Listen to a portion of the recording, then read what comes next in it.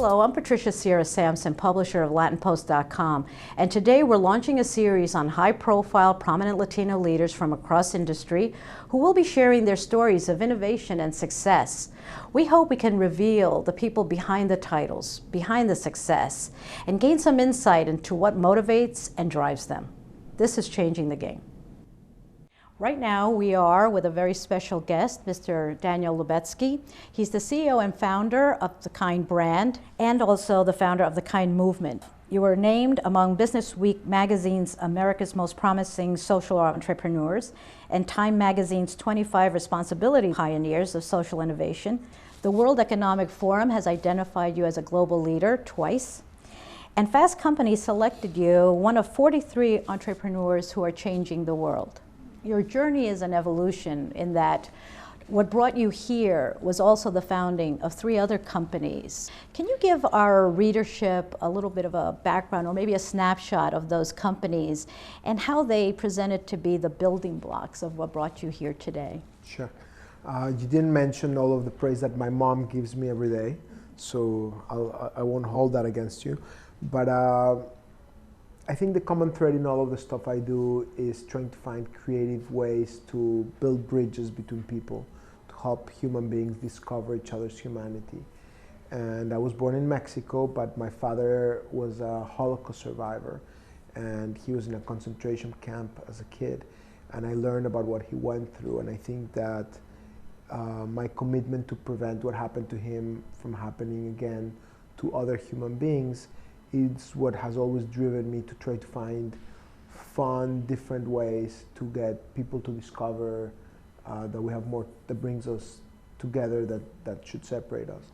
So Peaceworks was the first company I started right after law school to use business as a force for getting neighbors in conflict regions to work together. So we make food products through cooperative ventures, our flagship ventures in the Middle East between Israelis, Turks, Palestinians, Arab citizens of Israel, and Jewish citizens of Israel also. Mayet is a company I co-founded, but I don't run, that Paul Fanzel and Christy Kaler run, that is trying to elevate the skill sets of craftsmen in areas like India and Pakistan and Liberia, and trying to also bring people together, but by creating beautiful apparel. And One Voice is a non-profit organization that tries to empower moderate voices against extremism. And Kind, to some degree, is a product of a lot of those lessons. It's a company that tries to make delicious products that are made with nutritionally rich ingredients and that stand for a little bit more than that, that we also want to try to do the kind thing for our world by inspiring people to connect with one another, to get outside of their zone of comfort and be kind towards strangers and to try to do kind acts even when people are not expecting them. And this is basically also the mission, your company mission, because you're the founder also of the Kind movement.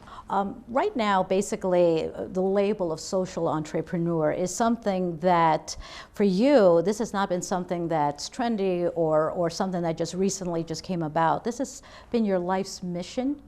Can you tell us a little bit about what planted that seed in you to be inspired, to think this way, not only on one hand about the rationale for business, but also to making sure that there was a social purpose? Yeah, I mean, I guess it shows how old I am, even though I wouldn't like to think of it that way, but when I was starting, that term didn't exist, and that term's relatively new.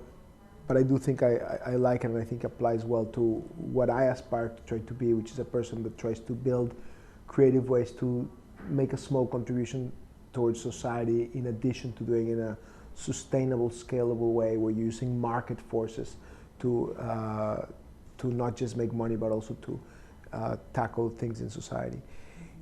For me, it was not like I had such a structured thought. I was very passionate about resolving the Arab-Israeli conflict.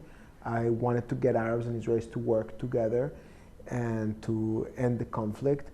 And I saw initially just the idea to consult others about getting American business to be catalyst to these joint ventures between Arabs and Israelis. And when nobody wanted to be consulted and they're like, leave us alone and stop bugging us, you confused Mexican Jewish lawyer, why are you bothering us? I decided to try it myself and to create a company called Peaceworks that brought people together. And looking back, after I learned from a lot of failures of 10 or 11 years of mistakes in running Peaceworks and also some successes, one thing that really did give me a lot of meaning was discovering how you could advance two things at once, and it gave the genesis. I describe it in the book, Do the Kind Thing, to what we call as the and philosophy, where you don't have to do this or that, but find creative ways to do both, to say and rather than or. And it was about making products that would be a company that would be economically sustainable and socially impactful. It's such an idealistic notion. Most people would label it that, but you actually put it to practice and connecting it to a business rationale. I know that with your background is essentially a lawyer. That's how you started off, which is not such a bad career, right? But at some point you chose that even when things on the entrepreneur side may not have been going well, you chose to forge ahead. And you could have fallen back on something a lot more safe as far as a law career. Tell me, what motivated you to take the harder path and not fall for the easier or safer route? I think to some degree it was that I was so in love with what I was doing and so excited about it. To some degree it was that I didn't know what I was doing and I didn't realize how hard I had it. And while I was in the midst of it, I so believed in my mission that nothing stopped me, and I didn't wonder if I was about to fail or if I was failing. Like when I was young and I had all this energy, I just kept going and going and going. Looking back, sometimes I wonder, you know, I used to wake up at 7 a.m. in the morning and start on 122nd Street and Broadway and walk up and down Broadway all the way to 7 p.m. at night. I was at Wall Street, and then I would cross the following day.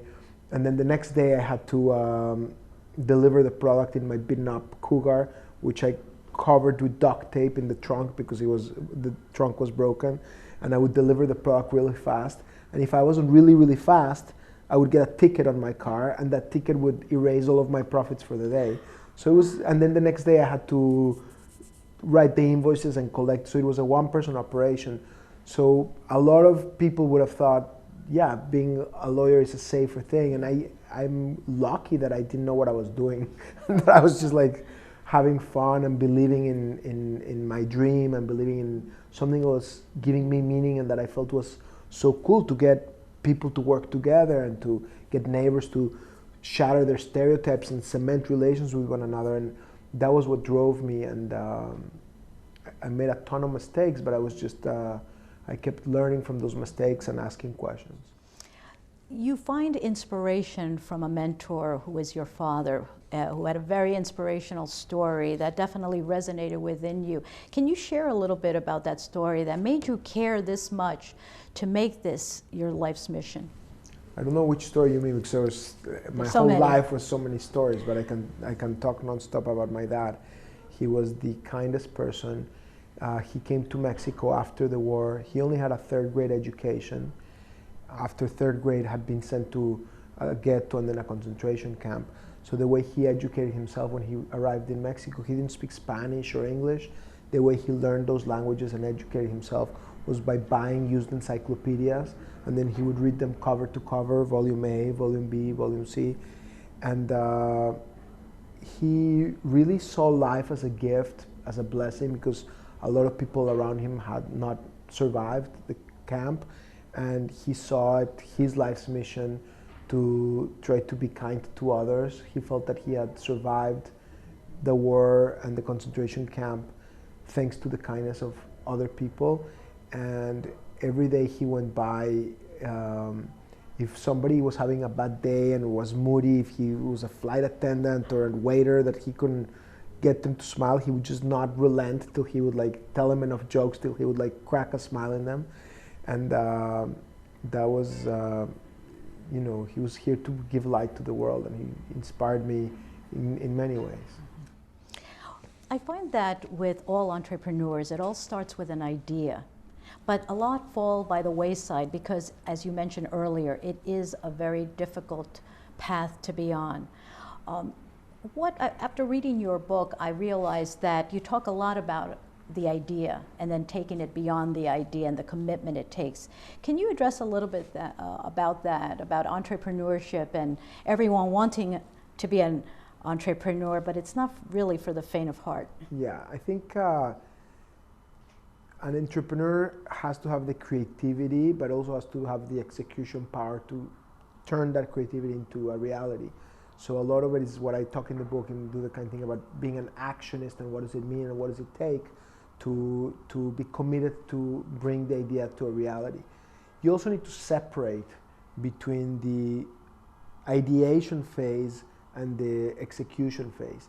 During the ideation phase, you need to have a creative process, and then once you have your idea, you need to have a critical evaluation process, the skeptic phase, where you ask yourself the toughest of questions. You make sure that you've got what it takes in terms of personality, in terms of financial resources, the staying power necessary to try your idea, that the idea makes sense, that the consumers will really appreciate it, or that the community will really appreciate your idea.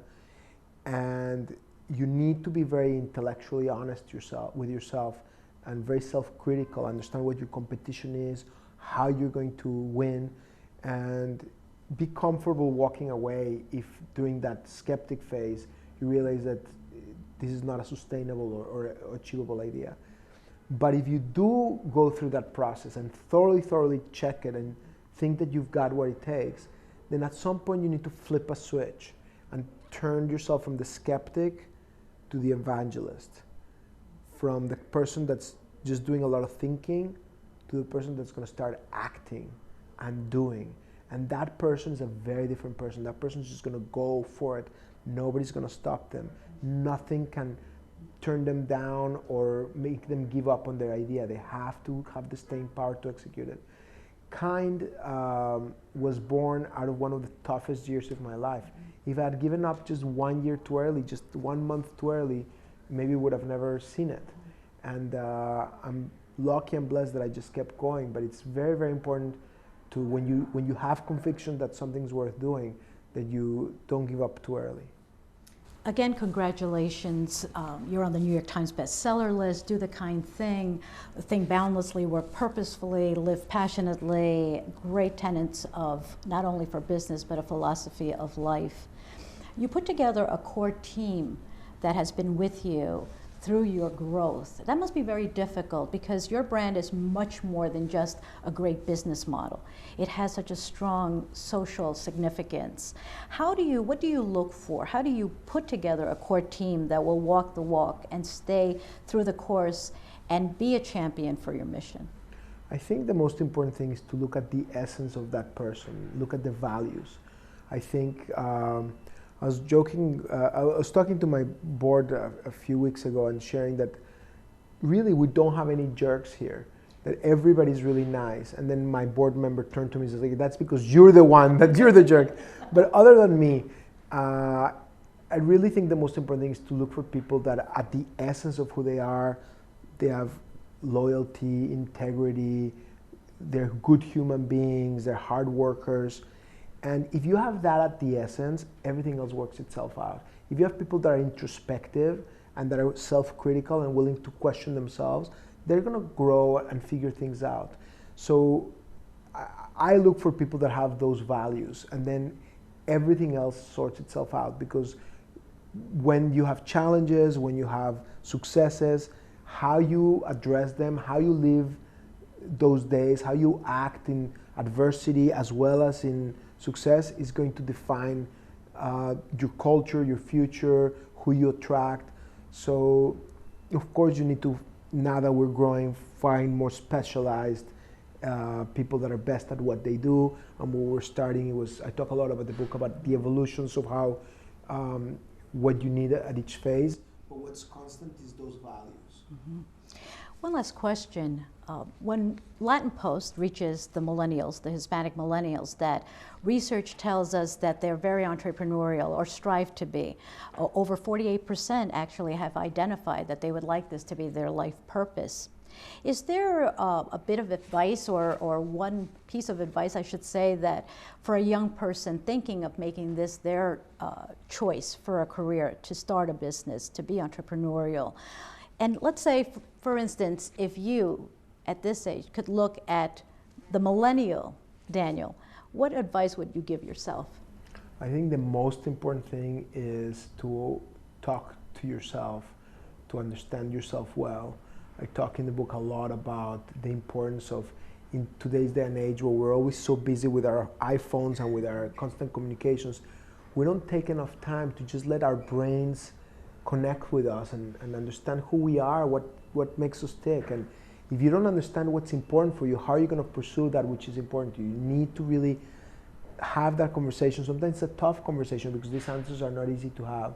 And I share some tips in the book about how to do that, but the most essential thing is to understand what gives you meaning. If you figure that out, everything else is going to sort itself out. But the most important thing is to really understand what gives you meaning and purpose. Well, thank you so very much, Daniel. Thank you, it's a pleasure. Your message is very inspirational. You've shared your wisdom with us, your insight, and you've definitely proven that sometimes nice guys finish first. Thank you so much. Thank you again, and thank you to our audience and Changing the Game. Please look for it on LatinPost.com and also KindSnacks.com. Daniel's book is available through Ballantine Books and also on Amazon.com and your local book outlet. Please check us out. Thank you again. Thank you so much. That's right. Thank you, guys. Daniel, mucho gusto. Mucha Gracias. suerte. Yo sé que